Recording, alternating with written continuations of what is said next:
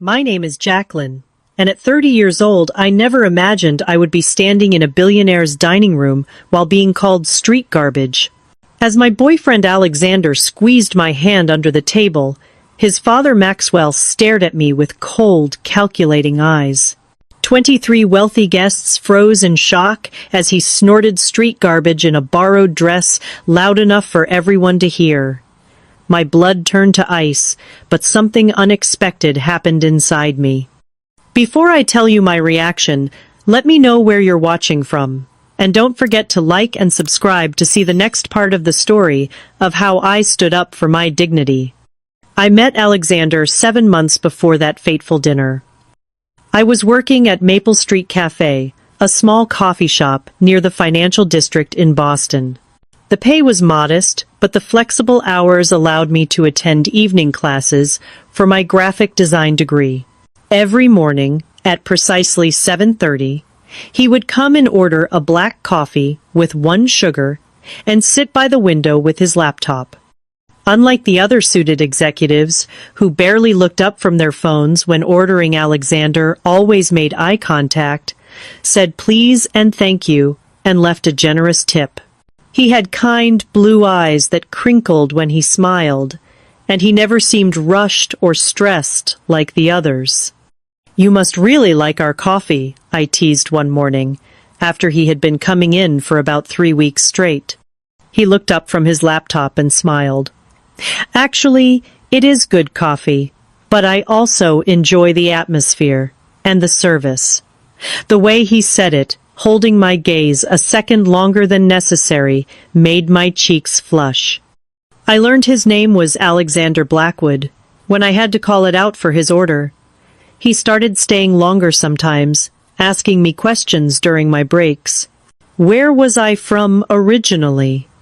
What brought me to Boston? What did I do besides work at the cafe? I told him I grew up in a small town in Ohio, raised by a single mother who worked 3 jobs to support us. After high school, I moved to Boston with dreams of becoming a graphic designer, taking classes at night while working full-time. I never mentioned how I sometimes had to choose between buying textbooks or paying my electricity bill. "That takes incredible determination," he said, genuine admiration in his voice. "Most people I know had everything handed to them, including me if I am being honest." That was the first hint that Alexander came from money, though he never flaunted it. He dressed well, but not ostentatiously. His watch was expensive, but not flashy. He drove a nice car, but not the kind that screamed new money. It was only after a month of our coffee counter conversations that he finally asked me to dinner. Our first date was at a small Italian restaurant, nothing too fancy but definitely nicer than anywhere I would go on my own budget. The conversation flowed easily. Alexander was intelligent but humble, interested in art and literature as well as business. "My family runs Blackwood Industries," he explained, when I asked about his work. "I am in the investment division, but honestly, I would rather start something of my own someday. Something that makes a real difference." I had never heard of Blackwood Industries, but I nodded politely. It was only later that night, after a magical evening where we talked until the restaurant closed, that I looked up his family name. My stomach dropped when I realized Alexander was the son of Maxwell Blackwood, the billionaire industrialist whose face occasionally appeared on business magazines. I almost canceled our second date, convinced we lived in completely different worlds. But Alexander called the next day, his voice warm and sincere, as he told me how much he had enjoyed our evening together. Against my better judgment, I agreed to see him again. Over the next 6 months, our relationship deepened. Alexander never made me feel less than him because of my background. He was just as happy eating at my favorite diner as he was taking me to upscale restaurants. He showed genuine interest in my graphic design projects, even offering to connect me with the marketing department at his company. "You have real talent, Jacqueline," he would say, looking over my portfolio. Any company would be lucky to have you. When he first told me he loved me, we were walking along the Charles River at sunset. No grand gestures, no expensive gifts, just a simple, heartfelt declaration as we watched the fading light reflect off the water. I realized then that I loved him too, not because of his family name or wealth, but because of his kindness, his integrity, and the way he made me feel valued. Of course, there were moments that highlighted our different backgrounds, like when he casually mentioned skiing in the Alps as a child, or when he did not understand why I was so excited about a $50 bonus at work. But Alexander always listened and learned. He never made me feel ashamed of where I came from or who I was. For 6 beautiful months we existed in our own bubble, largely separate from his family and the world of extreme wealth he came from. We built our relationship on shared values and genuine connection. I began to believe that maybe, just maybe, our different worlds would not matter in the end. I had no idea how wrong I was or how cruelly reality would shatter that illusion on the night I finally met his family. The invitation came on a rainy Tuesday evening in April. Alexander and I were cuddled on my worn sofa, in my tiny apartment sharing takeout, and watching an old movie when he suddenly paused the screen. "My grandparents are celebrating their 60th wedding anniversary next month," he said, his fingers lightly tracing patterns on my arm. "There is going to be a formal dinner at the family estate. I would really like you to come with me." My fork froze halfway to my mouth. "Your family estate? You mean, meet your entire family?" Alexander nodded, his expression, a mix of hopefulness and something else. "Anxiety, perhaps. It is a big deal, I know. But we have been together for 6 months, and you are important to me. I want them to meet you." "Will there be many people there?" I asked already, feeling my stomach tighten with apprehension. "About 30 guests. Mostly family, some close friends of my grandparents, a few business associates." He squeezed my hand. "I know it sounds intimidating, but they will love you, Jacqueline. How could they not?" His confidence was touching, but did little to calm my nerves. For the next 3 weeks, I obsessed over every detail. What would I wear? How should I speak? What if I used the wrong fork or said something embarrassing? My best friend Sophia listened patiently to my concerns over coffee the following Sunday. "You need a killer dress," she declared. "Something that makes you feel confident." We spent the entire afternoon combing through department stores. But everything suitable for such an event was far beyond my budget. $400 for a dress I would wear once seemed insane when that amount represented half my rent. Seeing my dismay, Sophia offered a solution. "I still have that midnight blue silk gown from my cousin's wedding last year. It would fit you perfectly with a few minor adjustments." "I cannot borrow your dress," I protested weakly, though relief was already washing over me. "Of course you can. And my pearl earrings too. You will look stunning." The week before the dinner I practiced walking in heels around my apartment. I watched YouTube videos on formal dining etiquette, memorizing which utensil to use for each course. I researched the Blackwood family history, so I could make intelligent conversation about their business interests. The night before the event, my sister Elaine called. She had always been my rock, the one who helped raise me after our father left. "Just remember who you are," she said firmly. "You are smart, kind, and worthy of respect, regardless of how much money anyone has. Do not let anyone make you feel small." I clung to her words as I prepared the next evening, taking extra care with my hair and makeup. The borrowed dress fit beautifully, the dark blue material flowing elegantly to the floor. Sophia's pearl earrings added a touch of classic sophistication. Looking in the mirror, I barely recognized myself. When Alexander arrived to pick me up, his expression made all the anxiety worth it. "You look absolutely breathtaking," he whispered, kissing me softly. His car, usually modest by his standards, had been replaced with a sleek black luxury sedan driven by a chauffeur. As we settled into the plush leather seats, Alexander sensed my nervousness. "They're just people, Jacqueline," he said, taking my hand. "Wealthy people, yes, but still just people with their own insecurities and flaws. Just be your wonderful self."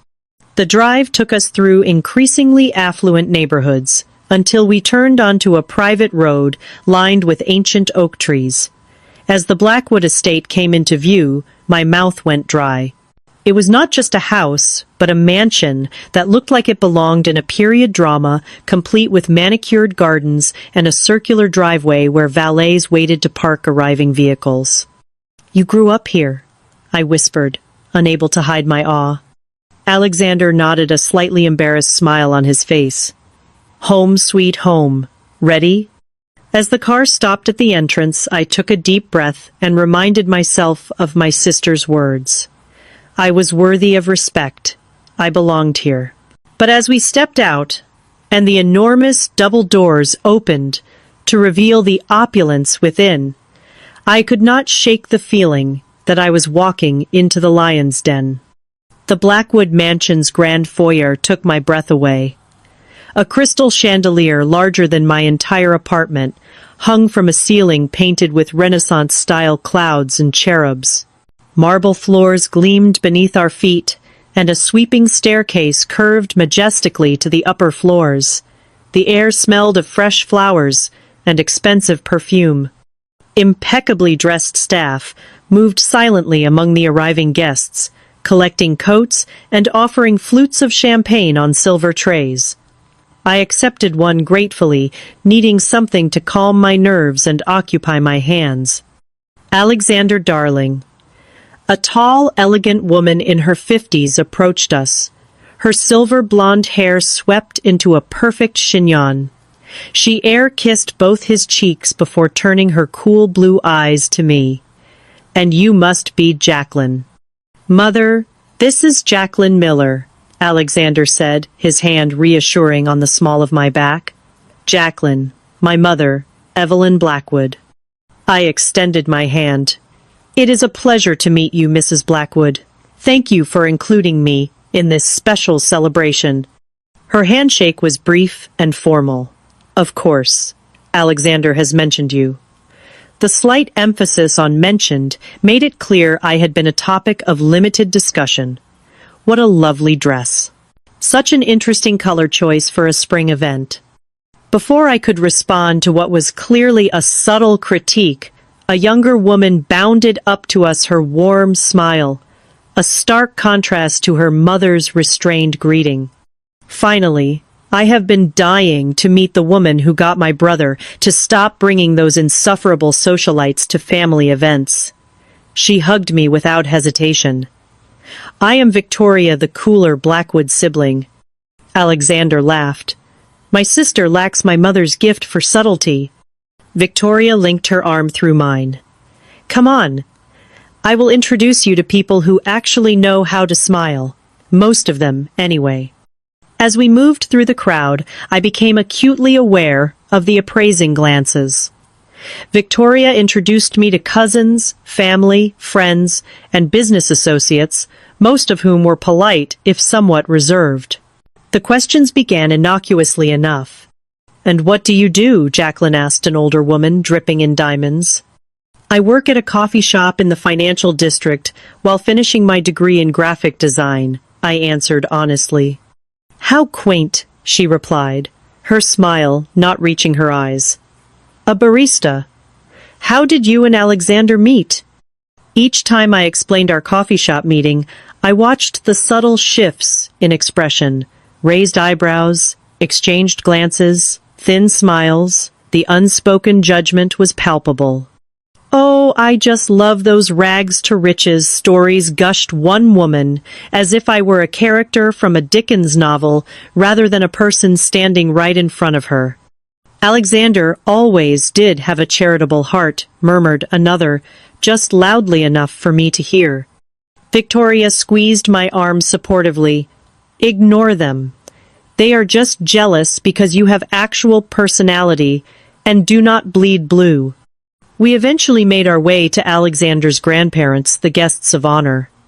I had expected more of the same thinly veiled condescension, but Henry and Eleanor Blackwood surprised me with their warmth. "So you are the young lady who has put such a genuine smile on our grandson's face," Henry said, clasping my hand between both of his. "Wonderful to meet you, my dear." "Alexander tells us you are studying design," Eleanor added. "I would love to hear about your projects sometime." Their kindness was a momentary respite from the scrutiny, but as we moved away, Victoria leaned in to whisper, "Grandpa and Grandma are the best of the bunch. They came from nothing and built the company themselves. The rest of us just got lucky in the genetic lottery." As the evening progressed, I managed a few pleasant conversations.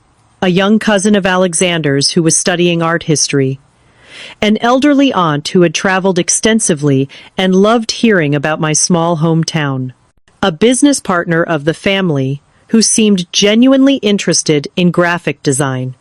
But for every friendly interaction, there were 3 or 4 that left me feeling examined and found wanting.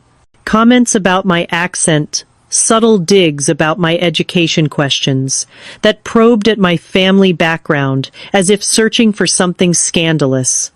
Through it all, Alexander remained attentive, his hand rarely leaving mine stepping in when conversations became too pointed. But even he could not shield me from the moment I had been dreading most.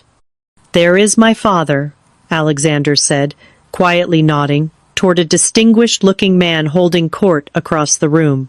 Maxwell Blackwood was tall and imposing with steel-gray hair and Alexander's blue eyes, though his held none of his son's warmth. "Should we go say hello?" I asked, though every instinct told me to avoid this man. Alexander hesitated. "We should, just. He can be abrupt. Do not take anything personally." We approached Maxwell as he finished a conversation about stock prices. He turned to us, his gaze sweeping over me in a quick assessment before returning to his son. "Alexander, a curt nod. Father, I would like you to meet Jacqueline Miller." "Jacqueline, my father. Maxwell Blackwood." I extended my hand. "It is an honor to meet you, Mr. Blackwood." He took my hand briefly, his grip firm, to the point of discomfort. Indeed. That was all. No pleasantries, no welcome. Just a single word that somehow managed to convey both dismissal and disapproval. A staff member announced dinner would be served, saving us from the awkward silence that followed. As Alexander guided me toward the dining room, I caught Maxwell watching us, his expression unreadable but unmistakably cold. "That went better than I expected," Alexander whispered, but the tension in his voice belied his words. The warning bells in my mind grew louder as we entered the ornate dining room. Something told me the worst was yet to come. The dining room was a testament to old money and refined taste. A massive mahogany table stretched beneath another sparkling chandelier, set with gleaming silver fine china and crystal glasses that caught the light. Fresh flower arrangements and candles created an atmosphere of elegance and intimacy despite the room's grand scale. A staff member directed each guest to their assigned seat. My heart sank when I realized I had been placed directly across from Maxwell Blackwood with Alexander to my right. Victoria caught my eye from further down the table and gave me an encouraging thumbs up when no one was looking. "Quite the production, is it not?" Alexander whispered as he held my chair. "Just remember there are only 20 courses and 16 different forks." When I looked at him in horror, he laughed. "Kidding. It is just a normal dinner, with extremely expensive wine." As the first course was served a delicate soup, I did not recognize I carefully watched others to make sure I used the correct spoon. The conversation around the table focused on topics that seemed designed to exclude outsiders. Stock portfolios, boarding schools, vacation homes in countries I had only seen on maps. I remained silent, concentrating on not making any social blunders while taking tiny sips of wine to calm my nerves. Alexander occasionally tried to include me explaining inside references or asking for my opinion, but each attempt only highlighted my outsider status. So, Miss Miller Maxwell's voice suddenly cut through the conversation, addressing me directly for the first time. "Alexander tells me you work in a coffee shop." The table quieted attention, shifting to our exchange. I set down my spoon carefully. "Yes, sir. Maple Street Cafe. It helps pay for my education." "And what exactly are you studying?" His tone suggested he doubted it was anything worthwhile. "Graphic design. I will graduate next spring." He raised an eyebrow. "Graphic design. Making posters and such." "Actually, Father Alexander," interjected Jacqueline, "is extremely talented. Her work focuses on brand identity and digital marketing solutions." Maxwell ignored him. "And where did you say you were from originally?" "A small town in Ohio. Millfield." "Never heard of it." He took a sip of wine. "What does your father do?" The question was a landmine, and from Maxwell's expression he knew it. Alexander tensed beside me. "My father left when I was young," I answered evenly. "My mother raised my sister and me on her own." "And what does she do, your mother?" "She works in retail now. Before that, she cleaned houses and waited tables. Whatever it took to support us." A few seats away I heard Eleanor Blackwood murmur approvingly, "A strong woman." Maxwell's mouth twitched downward. Indeed. From service work to service work through the generations. Fascinating. Alexander set down his fork with more force than necessary. Jacqueline's mother made incredible sacrifices to give her daughters opportunities. She should be admired, not condescended to. The second course arrived, temporarily halting the interrogation. Alexander squeezed my hand under the table, his silent support, the only thing keeping me from fleeing the room.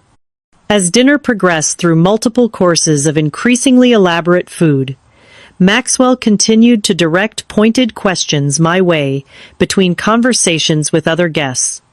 "Did you attend university immediately after high school, or did you discover your intellectual curiosity later in life?" "That is an interesting accent. Is that common, where you come from?" "Have you ever been to Europe? No, pity." Travel is so educational for those with limited exposure to culture.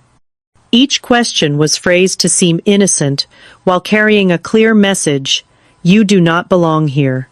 By the time the main course arrived, an exquisitely prepared beef tenderloin, my nerves were frayed. I reached for my wine glass, misjudging the distance in my anxiety, and knocked it slightly. A few drops of red wine splashed onto the pristine white tablecloth. "I am so sorry," I gasped, mortified, as a server rushed over with a clean napkin. "No harm done," Alexander assured me, but his father's cold chuckle drew everyone's attention. "Careful with that," Maxwell said loudly. "That wine costs more than you probably make in a week." An uncomfortable silence fell over the table. Alexander's face flushed with anger. "Father, that is enough." Maxwell leaned back in his chair, swirling his own wine. "I am merely stating facts, son. No need to be sensitive." His gaze shifted back to me, more direct, now all pretense of civility abandoned. "Tell me, Miss Miller, is that dress from this season's collection? I do not recall seeing anything like it in my wife's wardrobe." The question was so blatantly designed to embarrass that several guests looked away in discomfort. I felt my cheeks burning but kept my expression neutral. "It belongs to a friend.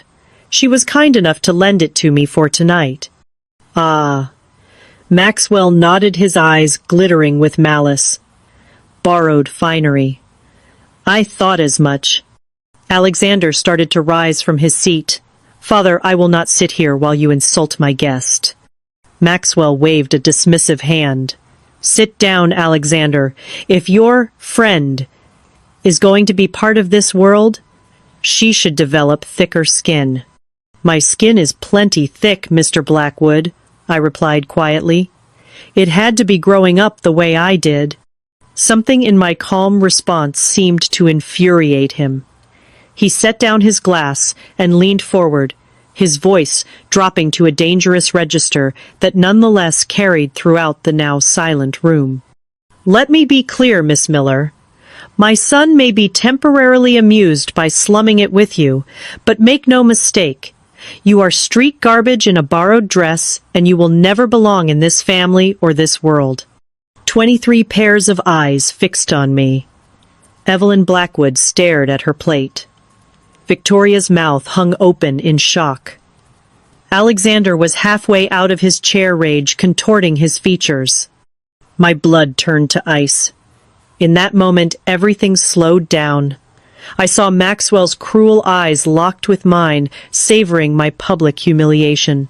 I felt the weight of every guest's attention, witnessing what Maxwell assumed would be my destruction. But something unexpected happened inside me.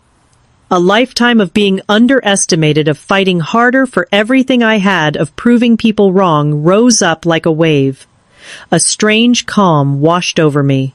I rose slowly from my seat, heart pounding, a smile forming on my lips. What happened next would change everything. I stood tall, smoothing the borrowed blue silk of my dress. The room remained frozen, in shocked silence, all eyes on me. Maxwell's expression was one of smug satisfaction, clearly expecting me to run from the room in tears. Instead, I picked up my water glass and took a small, deliberate sip before setting it down carefully. Street garbage. I repeated the words slowly, my voice steady and clear in the silent room.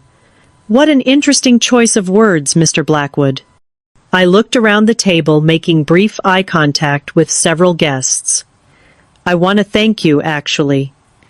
I have been struggling with a moral dilemma for months, and you just made my decision remarkably easy. Maxwell's smug expression faltered slightly. What are you babbling about? Alexander believes I work only at a coffee shop. That is partly true. I do work there mornings. But for the past 2 years, I have also been working as a part-time investigative journalist for the Boston Sentinel. A ripple of whispers circled the table. Maxwell's face remained impassive, but I noticed his knuckles whitening around his fork. 6 months ago, before I met your son, I was part of a team investigating corporate fraud in the shipping industry. During that investigation, a name kept appearing in our documents. Your name, Mr. Blackwood. Now the color drained from Maxwell's face. Beside me, Alexander had gone completely still. Our investigation uncovered evidence suggesting Blackwood Industries has been systematically falsifying environmental compliance reports for its cargo fleet. We found documentation of waste dumping in protected waters, carbon emissions far exceeding reported levels, and what appears to be a sophisticated system of bribes to inspection officials in 3 countries. The silence in the room had transformed from shocked to stunned. Victoria's eyes were wide, darting between her father and me. Eleanor Blackwood pressed a hand to her chest, while Henry's expression had darkened considerably. When I realized who Alexander was, I faced an ethical quandary. I immediately disclosed our relationship to my editor and removed myself from the investigation. I even convinced the paper to delay publication while we sought additional corroborating sources. I leaned forward slightly, my eyes locked with Maxwell's. I did that out of respect for Alexander because I fell in love with him. I did not want his family's potential wrongdoing to taint what we had. But I never told him about the investigation because I did not want to put him in an impossible position. Alexander turned to me, his expression, a complex mixture of shock, confusion, and something else I could not quite name. "Jacqueline, is this true?" I nodded briefly, touching his hand. "I am sorry I kept this from you. I was trying to protect both you and the integrity of the investigation." Turning back to Maxwell, whose face had now flushed an alarming red, I continued. "The paper agreed to hold the story, not because we lacked evidence, but because I requested more time to ensure absolute accuracy. I wanted to be certain before potentially destroying the reputation of my boyfriend's family business." I straightened my shoulders. "But you have just made something very clear to me, Mr. Blackwood. You see, I have been carrying around photographs of you meeting with inspection officials on your yacht, documents with your signature, authorizing the falsification of environmental reports, recordings of your executive team discussing how to hide toxic waste disposal from regulators." A glass shattered somewhere down the table. Maxwell had pushed back his chair and was half standing. "This is preposterous. You are making wild accusations with no basis, in fact. I will sue you and your tabloid for defamation." I smiled calmly. "You are welcome to try. The Sentinel's lawyers have vetted every document, every photograph, every recording. The story was ready to run 3 months ago. I was the one who asked them to wait." "Why would they listen to a coffee shop girl?" he spat. "Because the evidence I personally gathered was the linchpin of the entire investigation, and because Pulitzer Prize-winning journalists tend to have some influence in their newsrooms." This was stretching the truth slightly. I had not won a Pulitzer, but my mentor at the paper had, and he had indeed advocated for my request to delay publication. "You see, Mr. Blackwood, I grew up with nothing, as you so eloquently pointed out. That taught me to work twice as hard to pursue education however I could get it. I worked full-time while putting myself through journalism school before switching to graphic design.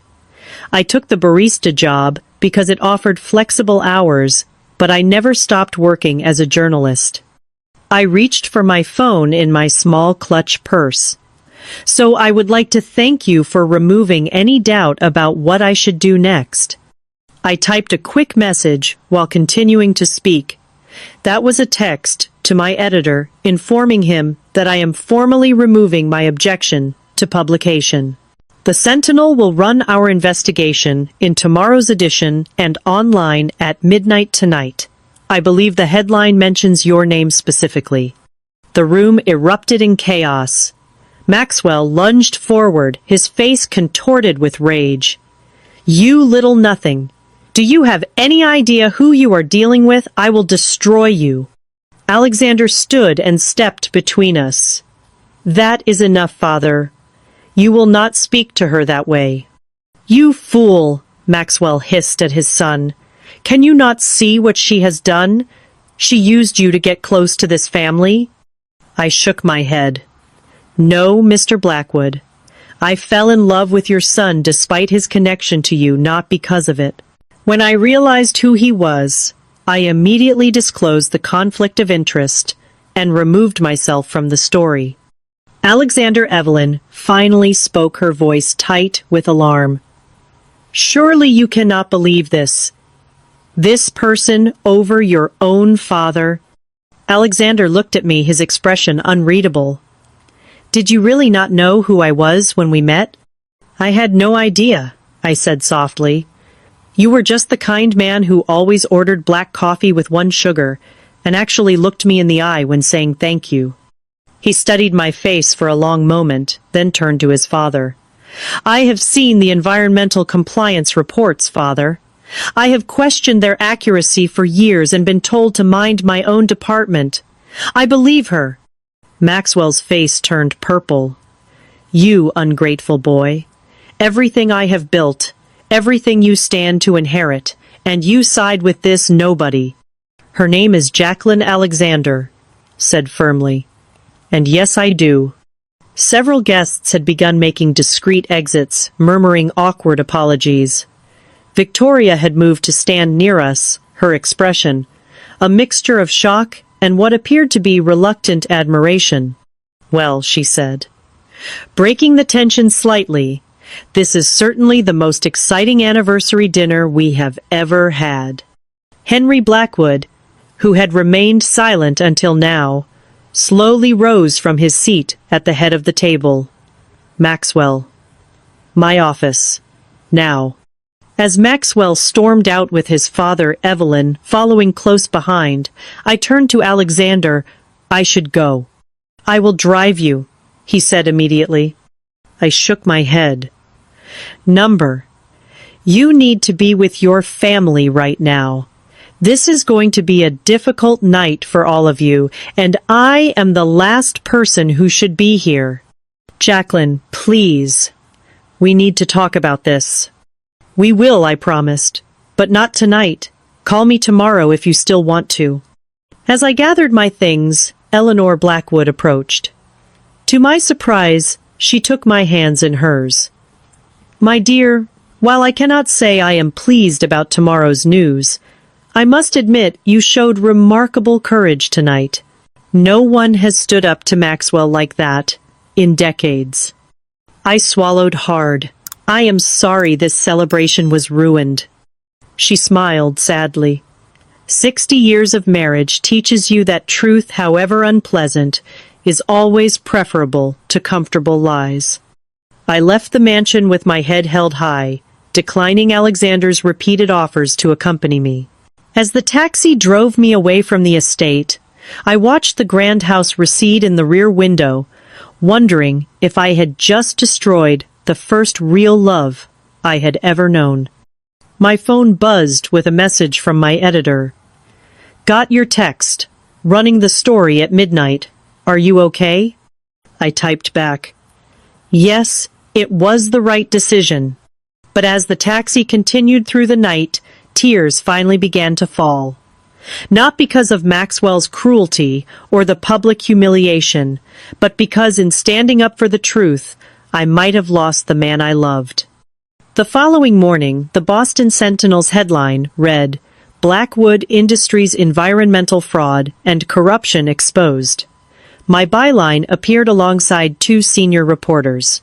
The story detailed years of systematic environmental violations, falsified reports, and bribes to officials. It included damning photographs, excerpts from internal memos, and quotes from former employees who had agreed to speak anonymously. I had not slept. After returning to my apartment, I had spent hours on the phone with my editor and the paper's lawyers, going over every detail one final time before publication. When the story went live at midnight, I watched my phone, half expecting it to ring with Alexander's name on the screen. It never did. By 8 in the morning, the story had been picked up by national news outlets. By noon, Blackwood Industries stock had plummeted 20%. By evening, the EPA and Department of Justice had announced preliminary investigations. My phone rang constantly, but never with the one call I was waiting for. Colleagues congratulated me on the breakthrough story. My editor offered me a full-time position. Other news organizations reached out with job offers. Through it all, I felt hollow. "You did the right thing," my sister Elaine assured me when I finally answered her call. "That man was a monster. You stood up not just for yourself, but for everyone he has ever stepped on." "Then why does it feel so awful?" I asked, staring out my apartment window at the rainy street below. "Because you care about Alexander," she said simply. "And because doing the right thing often comes at a personal cost." 3 days after the story broke, with still no word from Alexander, I returned to work at the coffee shop. My manager had seen the news and greeted me with a mixture of awe and concern. "Are you sure you want to be here?" she asked. "There have been reporters asking if you work here." "I need normal right now," I replied, tying on my apron.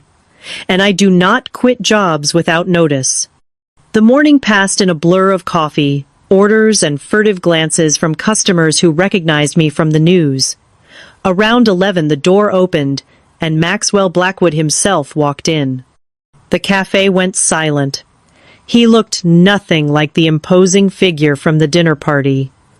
His face was haggard, his normally immaculate suit slightly rumpled. The past 3 days had clearly taken their toll. "Mr. Blackwood," I said, my voice steadier than I felt. "What can I get for you?" "A word," he replied tersely. "In private." My manager stepped forward protectively.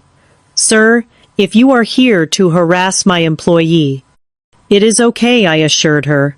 "I will take my break now." I led Maxwell to a corner table far from the other customers. We sat across from each other, the tension palpable. "Have you come to threaten me in person?" I asked quietly. He stared at me for a long moment. "I underestimated you." "Most people do. It is both my burden and my advantage. My lawyers advise me that your reporting is factually accurate if selectively presented," he said stiffly. "They believe a lawsuit would only draw more attention to the story and likely fail." "Is that an admission of guilt?" His jaw tightened. "It is an acknowledgement of your thoroughness. The board has placed me on administrative leave pending the investigations." I leaned forward slightly. "Did you really come here to compliment my journalism, Mr. Blackwood?" "I came to ask what it would take to get you to back off," he said bluntly. "Money. A position somewhere. Name your price." I stared at him in disbelief.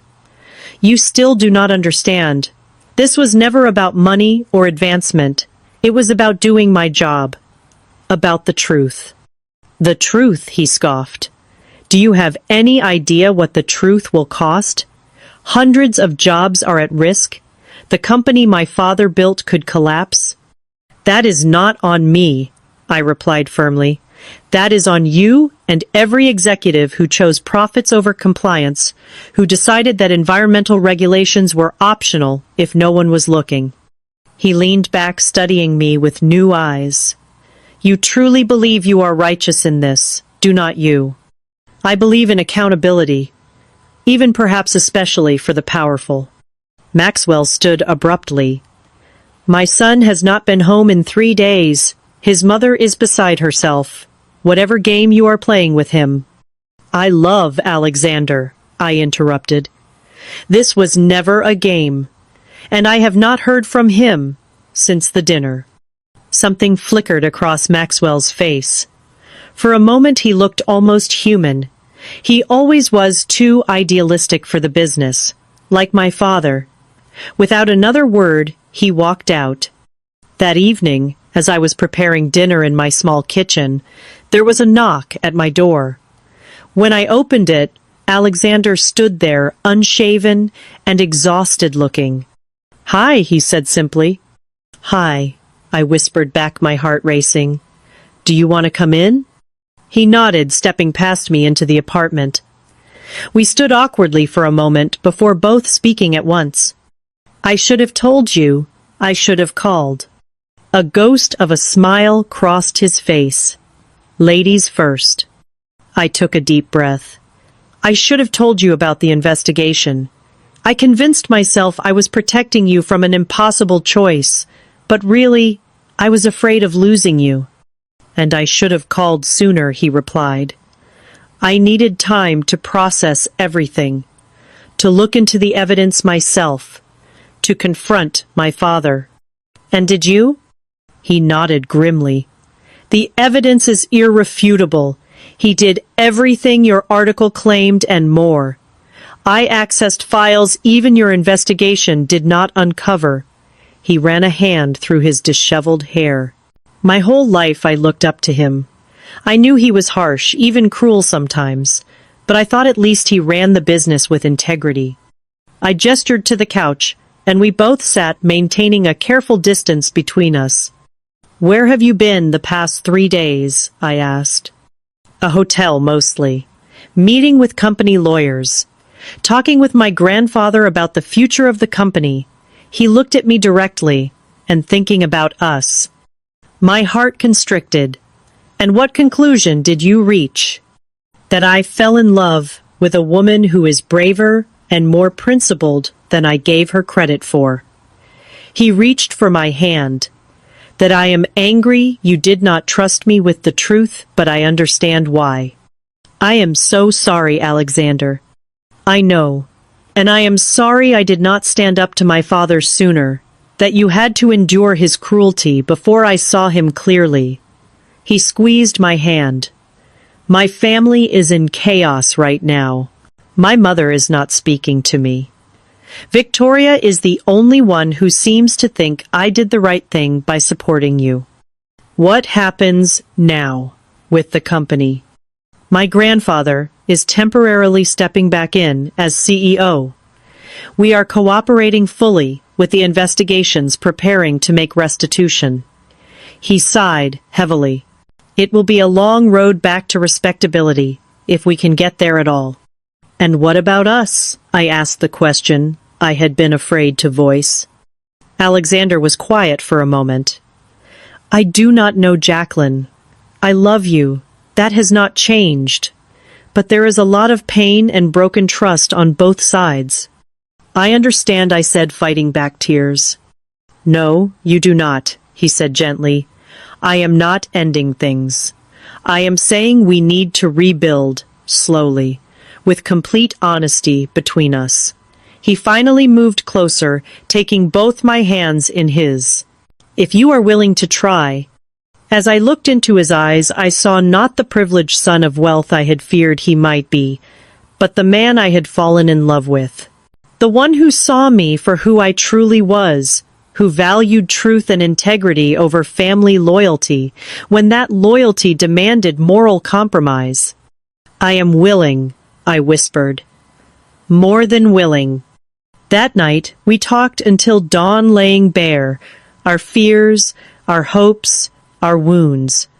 It was the first step on what would be a long and difficult journey back to each other, set against the backdrop of a family and company in turmoil. 6 months passed like a whirlwind. The Blackwood Industries scandal became one of the biggest corporate fraud cases of the year. The initial article I had co-written sparked investigations by multiple federal agencies, resulting in fines exceeding $300 million. Maxwell Blackwood was indicted on charges of fraud, bribery, and violations of the Clean Water Act. Several other executives faced similar charges. The fallout was far-reaching. The company's stock, once a blue-chip mainstay, lost nearly 40% of its value. Hundreds of employees faced uncertain futures as entire divisions were restructured or sold off. As the architects of the fraud faced justice, many innocent workers suffered the consequences. This weighed heavily on me. While I knew exposing the truth had been right and necessary, I struggled with guilt over the collateral damage. People with no knowledge of the executive-level corruption had lost jobs, retirement savings, and security.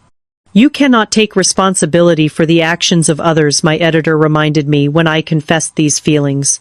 Maxwell Blackwood hurt those employees, not you. I channeled my guilt into action. 3 months after the initial expose, I proposed a new series focusing on the human impact of corporate fraud and the long road to rebuilding. The Sentinel gave me a team and resources to tell these stories. I interviewed former Blackwood employees who had lost everything, environmental scientists documenting the damage caused by the company's illegal waste dumping, community leaders in coastal towns affected by the pollution, and most challenging of all, whistleblowers within the company who had tried to raise alarms but been silenced. Through these stories, I highlighted not just the damage done but paths forward. Companies that had successfully reformed after similar scandals, resources for displaced workers, community rehabilitation efforts. Each article ended with concrete ways readers could help or get involved. Alexander, meanwhile, had made a difficult but definitive break from his family business. He resigned from Blackwood Industries and used his personal savings to launch a foundation supporting ethical business practices and environmental restoration.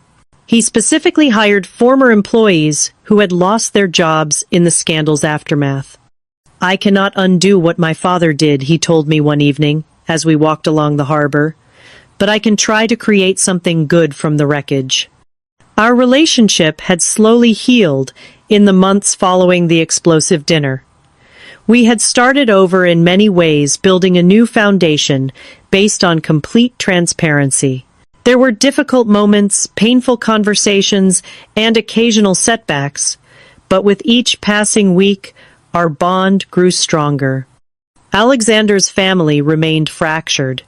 His mother, Evelyn, refused to speak to me and barely communicated with her son. She stood by Maxwell, appearing at his side during court appearances, her face a mask of dignity and defiance. Victoria, however, had become an unexpected ally. "You showed more backbone in one dinner than I have seen in 20 years of family gatherings," she told me over coffee one day. Besides, someone needed to burst the Blackwood bubble of impunity. Most surprising was my evolving relationship with Henry and Eleanor Blackwood. Rather than blaming me for the family crisis, they had reached out inviting Alexander and me to a private lunch a month after the scandal broke. "We built this company on principles," Henry had said, his voice heavy with disappointment. Somewhere along the way, Maxwell forgot that profit without purpose and integrity is meaningless. Eleanor had taken my hand across the table. "You forced a necessary reckoning, my dear. It is painful, but perhaps it will save the soul of the company, if not its stock price." 8 months after that fateful dinner, I found myself face to face with Maxwell Blackwood once more. His trial was approaching, but his lawyers had arranged a meeting. Alexander insisted on accompanying me. We met in a conference room at his attorney's office. Maxwell looked diminished, the arrogance gone from his bearing. When he spoke, his voice lacked the commanding tone I remembered. "I underestimated you, Miss Miller. A mistake I will not make again." "Why did you want to see me?" I asked. He looked between Alexander and me. "To acknowledge that I was wrong. Not about the environmental violations. I still maintain I was doing what was necessary for the company's growth." He paused. "But I was wrong about you. You are not what I called you that night." It was as close to an apology as his pride would allow. I nodded in acknowledgement, but said nothing. "And I was wrong about Alexander," he continued, addressing his son directly now. "I thought your idealism was weakness. Recent events have shown me otherwise." Alexander's jaw tightened. "Is that all, Father?" Maxwell nodded. "My lawyers expect a plea deal. I will likely serve time." He gave a hollow laugh. "From boardrooms to prison cells. Quite the fall." As we left the meeting, Alexander took my hand. "Are you okay?" "I think so," I replied. That was as close to a Maxwell Blackwood apology as anyone will ever get. "It changes nothing," he said firmly. No, I agreed. But it closes a chapter. In the years since being called street garbage at a billionaire's dinner table, my life had transformed completely. My career had flourished with job offers from major publications and a book deal to expand on my corporate accountability reporting. I had testified before congressional committees on environmental enforcement and corporate oversight. The coffee shop girl had found her voice and purpose. But the most profound changes were internal. The insecurity that had once made me feel unworthy in Alexander's world had given way to quiet confidence. I knew my value did not depend on wealth status or others' approval.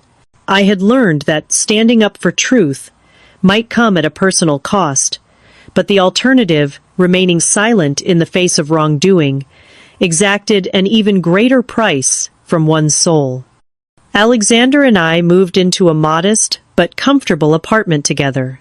He continued building his foundation, working longer hours than he ever had at his father's company, but with a passion and purpose that energized rather than drained him. We were building a life based on shared values rather than shared privilege. On our one-year anniversary, we returned to the small Italian restaurant where we had our first date. After dinner, Alexander reached across the table for my hand. "I have been thinking about something my grandmother said recently," he began. "She told me that the measure of a person isn't what they have, but what they stand for, what they are willing to fight for." I smiled. "She's a wise woman." She also said that when you find someone who makes you want to be your best self, you should never let them go. He squeezed my hand. "You stood up to my father when no one else would. You held a mirror up to my family's failings. You helped me find the courage to chart my own path.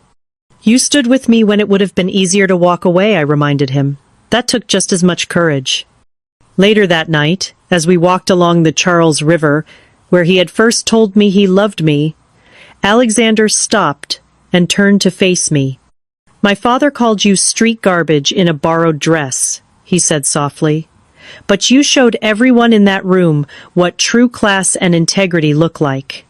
You taught me that real worth has nothing to do with wealth." "We both learned some difficult lessons this year," I replied. "The most important being that empires built on lies eventually fall," he said, "while relationships built on truth can withstand anything." As we continued our walk under the stars, I reflected on how a moment designed to destroy me had instead set me free. Maxwell's cruelty had been a catalyst for truth, change, and growth. The path had been painful, but it had led to something authentic and valuable. That night at the Blackwood Mansion had taught me the most important lesson of all. Our worth is defined not by others' judgments, but by our own actions and integrity. Sometimes it takes being called garbage to discover you are actually gold.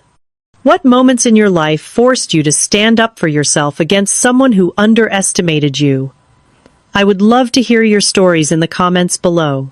And if this story resonated with you, please like, subscribe, and share it with someone who might need a reminder of their own worth.